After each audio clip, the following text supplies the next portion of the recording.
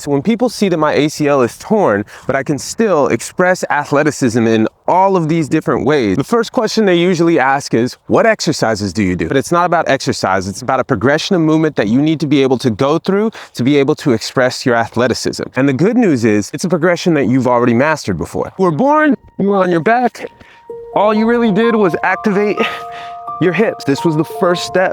You started kicking, and you started kicking with violence. Eventually, you started pushing yourself up. You activated your entire lumbar, thoracic, cervical region. You started mobilizing your shoulders and reaching up for things and reaching around for things because you couldn't move. The only way that you eventually learned to move was by rolling over. And then you started introducing thoracic rotation, important fundamental skills that you needed to build, because one day you were going to push yourself up and end up in a seated position. And once you're in a seated position, now the demand on your hip mobility was tremendous. The demand on the stability and strength of your back was tremendous. You started reaching around for things in this position and started figuring out eventually move around in this position.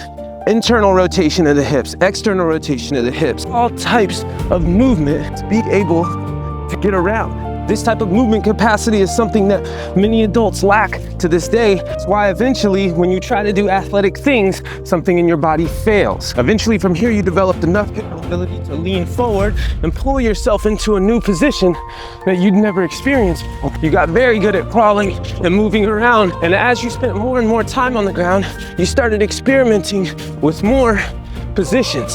And you started experimenting with those positions with more speed, which built up your coordination and prepared you for athleticism later on. One day, you crawled over to a nice, sturdy object, and you picked yourself up for the first time, and you stood up. Your tissues weren't quite ready to support your weight, so you had to squat down.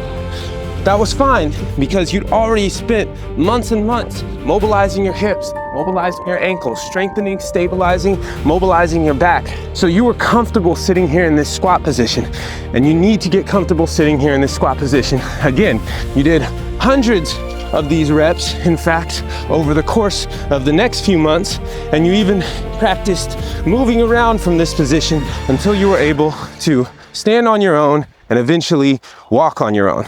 If you go through this progression, again, the same way you did when you were a baby, if you train like a baby and you master all those skills, spend more time on the ground and get comfortable moving on the ground, moving through those positions, initially, slowly, and as you get better with higher and higher speeds to develop coordination, balance, stability, then you will be setting the foundation to be able to express athleticism and all of the complex movements that you want to later on without pain.